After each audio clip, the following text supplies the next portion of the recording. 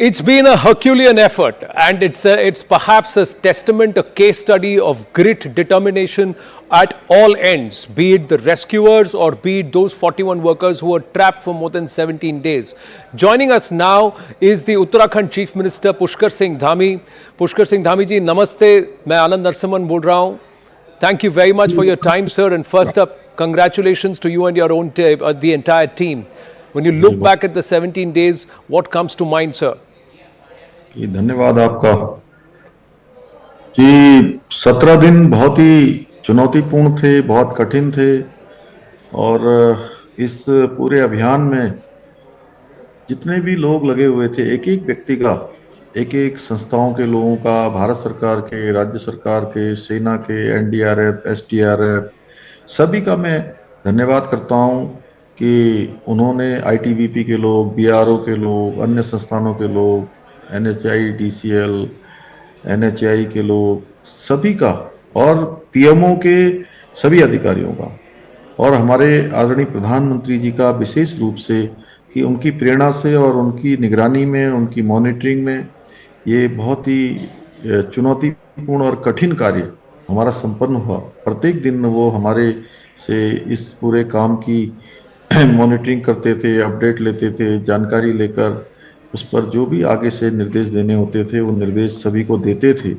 और एक mission mode पर सारे लोगों ने मिलकर इस काम को आगे बढ़ाया और उसी के कारण से पूरे देश भर की सारी मशीनरी आई, सारे टेक्नोलॉजी आई और जहां जैसी जरूरत पड़ी वहां वो रेस्क्यू अभियान आगे बढ़ा और उसी से हमको एक कठिन अभियान, जो कि कई बार ऐसा लगता था कि पहले दिन ही हम सफलता की ओर पहुंच जाएंगे, फिर काफी प्रयास करते थे, एक हमारा अभियान पूरा नहीं हुआ, फिर दूसरे में लगे, दूसरा भी बीच में रुक गया, फिर तीसरे में मशीन लाई गई, मशीन भी कई जगह अटक गई, फिर चौथे में तो बिल्कुल मशीन डैमेज हो गई, पाइप भी आगे से डैमेज हो गया। उसको काटने का काम 4 दिनों तक लगातार चला। उसके बाद जो हमारे मिट्टी का काम करने वाले लोग थे, वो मिट्टी के अंदर जाकर उन्होंने उसको खोदने का काम, उस पाइप की पुशिंग का काम आगे बढ़ा। कठिन काम, लेकिन भगवान भौकनाथ की कृपा से, भौकनाथ देवता की कृपा से, यहाँ के सभी देवी देवताओं की कृपा से, हमारे आदरणीय प्रधानमंत्री जी के नेतृत्व और उनके मार्गदर्शन में जो कहते थे कि एक बहुत मुश्किल काम है, चुनौतीपूर्ण काम है, वो हमारा मिशन सफल हुआ और इतनी सारी एजेंसियां, इतने सारे उपकरण, इतनी सारी टेक्नोलॉजी, इतने सारे विशेषज्ञ हमको मिले। तो इसीलिए मिले कि हमारे प्रधानमंत्री जी व्यक्तिगत रूप से इसके लिए लगे हुए थे और सभी की चिंता एक अभिभावक की तरह, माता पिता जिस तरह से चिंता करते हैं उस तरह से हमारे श्रमिक भाइयों की चिंता करी। तो मैं कह सकता हूँ कि मोदी है तो मुमकिन है, ये एक जो कहा जाता है वो वैसे ही नहीं कहा जाता और उन्होंने हमको भी पूरी तरह से संभल दिया, अन्यथा ये काम बहुत कठिन था। मुख्यमंत्री जी, आपने प्रधानमंत्री जी को बहुत श्रेय दिया है इसके लिए, लेकिन कहीं ना कहीं उन पर ये टिप्पणियां, टीका टिप्पणी होती रही कि उन्हें क्रिकेट और कैंपेन प्रचार में ज़्यादा इंटरेस्ट है, श्रमिक भाइयों के जीवन पर नहीं, उसकी सुध नहीं ले रहे हैं। तो ऐसा कहने वालों को आप क्या कहेंगे? पूरी दुनिया जानती है, जब से मोदी जी देश के अंदर आए हैं, अनेकों जो रेस्क्यू अभियान चले हैं उन सभी में सफलता मिली है। चाहे ऑपरेशन जिसमें पूरे दुनिया भर से जो कोरोना पैंडेमिक में लोगों को लाने की बात हो, या रूस यूक्रेन युद्ध के समय की बात हो, या अभी अभी ये सिलक्यारा का टनल में फंसे हुए श्रमिक भाइयों को बाहर निकालने की बात हो, उन्होंने व्यक्तिगत रुचि लेकर इस काम को किया है। और मैं कह सकता हूं कि मोदी जी वास्तव में भारत की तकदीर है। उनके आने के बाद जिस प्रकार से देश बदला है, दुनिया बदली है, हर एक भारतवासी अपने को सुरक्षित महसूस करता है। उन्होंने प्रत्येक मजदूर भाई को अपने परिवार का बेटा मानकर उसके लिए काम किया है, उनका अभिभावक मानकर काम किया है और उस दर्द को मैंने नज़दीक से देखा है जो उन्होंने प्रत्येक दिन, चुनाव अभियान हो, कोई कार्यक्रम हो, प्रत्येक दिन कोई ऐसा दिन नहीं हुआ जिस दिन एक बार छोड़िए 2-2, 3-3 बार तक उन्होंने उनकी जानकारी ली है। और पहले दिन से लेकर, डे फर्स्ट से लेकर कल भी रात्रि ये अभियान समाप्त होने तक भी लगातार उन्होंने उनके परिवारजनों की, उनके घर जाने की, उनके स्वास्थ्य की, उनकी सभी प्रकार की जो चिंताएं हैं, छोटे से छोटा काम। और जब ये रेस्क्यू अभियान चल रहा था तो उन दिनों कि आज पाइप कितना आगे चला गया, कितनी उसमें प्रोग्रेस हुई है, अंदर जो लोग हैं उनका स्वास्थ्य कैसा है, उनके खाने के लिए क्या क्या भिजवाया है, किस प्रकार डॉक्टर ने सजेस्ट किया है, टेक्नोलॉजी कैसी चल रही है, उनके परिवारजन आए हैं तो उनको भोजन कैसे हो रहा है, उनके रहने की व्यवस्था कैसी हो रही है। इतनी चिंता देश के प्रधानमंत्री की होना, मैं समझता हूँ कि आज़ाद भारत के इतिहास में इस प्रकार की चिंता कभी आज तक इसके 10%, 5% भी नहीं हुई होगी। मैंने ये भी आपदाएं जी। पहले भी की हैं। उस समय आपदा के समय में कुछ जगह पर आपदा की गाड़ियां केवल इसलिए रुक जाती थी कि कोई नेताजी आएंगे, वो हरी झंडी दिखाएंगे, इसलिए गाड़ी आगे बढ़ेगी। और हमें भी जो प्रधानमंत्री जी ने टास्क दिया था, मुझे और भी जगह पर चुनाव प्रचार अभियान में भी जाना था, लेकिन फिर इस प्रकार की स्थिति पैदा हो गई कि मैंने सारे काम, सारी जगह के कार्यक्रम अपने स्थगित कर दिए। और प्रधानमंत्री जी ने व्यक्तिगत रूप से मुझे कहा था कि इस अभियान को किसी तरह से भी सफलता की ओर ले जाना है, सबको सुरक्षित निकालना है, उसके लिए चाहे जो भी प्रयास करने होंगे वो सारे प्रयास आप लोग करिए वहाँ। आप और आपकी टीम भी दिन रात लगे हुए थे, तो आपको भी बहुत साधुवाद, आपकी टीम को भी, because your team at the CMO has also work tirelessly. Pushkar Singh Dhami ji, let me first ask you sir, when did you first speak with the workers? और कहीं ना कहीं उनका जो फॉर्टिट्यूड था, उनकी जो हिम्मत थी, जो अंदर फंसे हुए थे, क्या उन्होंने भी रेस्क्यूअर्स और रेस्क्यू टीम को हिम्मत दी? जरा हाँ, शेयर करेंगे।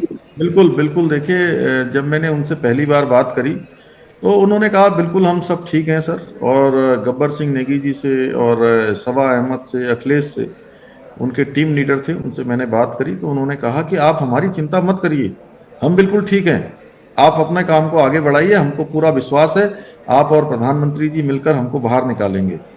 और जिस प्रकार के प्रयास हो रहे हैं हम सब जानते हैं, और हमको सारी चीज़ें यहाँ उपलब्ध हो रही हैं, कोई बीमार नहीं है, कोई मानसिक रूप से कमजोर नहीं है, सारे लोग स्वस्थ हैं, इसलिए आप बाहर का काम करिए, अंदर हम लोग संभाल लेंगे। लेकिन मैं आपको बताऊं कि जी। जब अंतिम चरण में हमारा अभियान पहुंच गया था और ऐसा लग रहा था कि कुछ घंटों में पूरा हो जाएगा, जी। फिर अचानक से ऑगर मशीन फंस गई, डैमेज हो, और 4 दिन, लगभग 4 दिन 5 दिन रेस्क्यू एकदम से लेट हो गया। यानी कि अगर हम बिल्कुल नजदीक पहुंचकर 48 मीटर पर पहुंच गए, और ऐसा माना जा रहा था कि 56, 57, 58 में हम वहां पहुंच जाएंगे 10 मीटर की और खुदाई करने के बाद, तो तब थोड़ा सा ये हुआ कि लोगों के अंदर थोड़ा उनका उत्साह थोड़ा कम होने लगा। तो मुझे लगा कि बाहर जब लोगों की स्थिति ऐसी हो रही है तो अंदर निश्चित रूप से वो लोग भी जो है कहीं ना कहीं अपना हौसला कम ना करें। जी। तो मैंने सोचा कि मैं सबसे सारे काम छोड़ के पहले उनसे बात करता हूँ।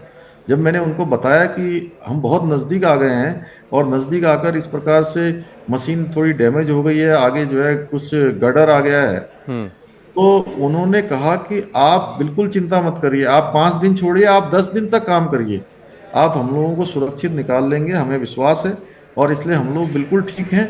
हम भी जान रहे हैं कि मशीनरी चल रही है, आप इतने प्रयास हो रहे हैं, इतने देश के सारी मशीनरी यहाँ लगी हुई है, सारे टेक्नोलॉजी लगी है, लेकिन कहीं ना कहीं दिक्कत आ रही है, हम लोग सब समझते हैं, और आप बिल्कुल चिंता मत करिए। तो उसने हम लोगों को बहुत, पूरी टीम को, जो लोग रेस्क्यू अभियान में लगे थे उनको बहुत हिम्मत दी, बहुत हौसला अफजाई हुआ और बहुत उत्साहवर्धन हुआ। उसके बाद टीम फिर से लगी जी। और अंततः हमको सफलता मिल गई, भगवान भोलेनाथ की कृपा से, यहाँ के सभी देवी देवताओं की कृपा से, सबके एफर्ट से। मुश्किल वक्त श्रमिक सख्त, ऐसा भी कहा जाता है। कुछ लोगों ने उनके फोर्टिट्यूड की बहुत तारीफ़ की है। कहीं ना कहीं ये भी अफवाहें उड़ने लगी कि आपने कहीं ना कहीं जो टीम, जो टनल बनाने वाली जो कार्यकर्ता थे, और जिस तरह से टनल की प्रक्रिया शुरू हुई, भगवान भोलेनाथ के मंदिर को क्षति पहुंची और ये उनका प्रकोप है। आप क्या कहना चाहेंगे? नहीं, भगवान भोलेनाथ की कृपा पूरी बनी और उन्हीं के कृपा से ये अभियान हमारा सफल हुआ। अभियान कठिन था, चुनौतीपूर्ण था, लेकिन उनकी कृपा से ही हम अंततः सबको बाहर सुरक्षित निकालने में सक्षम हुए। भगवान भोलेनाथ का भव्य मंदिर भी वहां पर बनाया जाएगा, हम लोगों ने इस बात का भी निर्णय किया है। अब आगे क्या होगा? क्योंकि चिनूक हेलीकॉप्टर से उन्हें अब एम्स लाया गया है, ऋषिकेश लाया गया है। सबा अहमद जी से हमारी बात हुई तो वो कह रहे थे कि आज शाम को आप उनसे मिल रहे हैं, एक प्रीति भोज का आयोजन है, उसके बाद क्या क्या किया जाएगा? नहीं, अभी सब लोग चिकित्सा की उसमें चिकित्सा में है, सबकी जांच हो रही है एम्स में, चूंकि हमारा बड़ा संस्थान है, क्योंकि 17 दिनों के बाद सब लोग इस उसमें आए हैं और एक कहीं ना कहीं जेटलॉग जैसी स्थिति भी बनेगी। और जो भी चिकित्सकों का, हमारे डॉक्टरों का और वहाँ पर जो विशेषज्ञ हैं उनके जो भी परामर्श होगा उसके अनुसार काम करेंगे अभी। लेकिन सभी लोग पूरी तरह से स्वस्थ हैं, उनके परिजन भी आए हैं, सभी संतुष्ट भी हैं, किसी प्रकार की कोई दिक्कत किसी को नहीं है अभी। अनेक अनेक राज्यों से हैं ये श्रमिक, कुछ राज्यों से रिप्रेजेंटेशंस आए हैं, कुछ से नहीं आए हैं, इसकी भी बात की गई। पूरे भारतवर्ष से आए हैं और माननीय प्रधानमंत्री जी ने लगातार इनके बारे में, सबके बारे में चिंता की है। उनको पूरी तरह से हम लोग देख रहे हैं। क्या ये सही है कि बिहार से कोई रिप्रेजेंटेटिव नहीं आया सर? क्योंकि सबा अहमद ने ये बात कही कि बिहार से कोई नहीं आया हाल पूछने के लिए श्रमिकों का जो वहाँ पे हैं बिहार से। कुछ राज्यों से आए हैं, लेकिन अब ये डिटेल में मेरी जानकारी अभी पूरी नहीं है कि कितने राज्यों के लोग आए हैं। लेकिन जितने भी राज्यों के लोग आए हैं वो सब लोग अपने, उनके परिजन आए हैं। हाँ, ये जरूर है, उन्होंने अगर सबा अहमद जी ने कहा है तो निश्चित रूप से ऐसा हुआ होगा कि उन राज्यों के लोग नहीं आए होंगे। कुछ राज्यों के प्रतिनिधि भी आए थे, सरकार के लोग भी आए थे, मंत्रीगण भी आए हैं कुछ जगह से, कुछ अन्य जो लोग हैं उनके फोन भी आए हैं। मुख्यमंत्री जी, मेरा अंतिम प्रश्न आपसे, 17 दिन एक मुख्यमंत्री के कार्यकाल में काफ़ी सारी चुनौतियां आती हैं। ये 17 दिन सबके लिए बहुत चुनौतीपूर्ण थे, पूरा देश आपके ऊपर निगाहें बनाया हुआ था।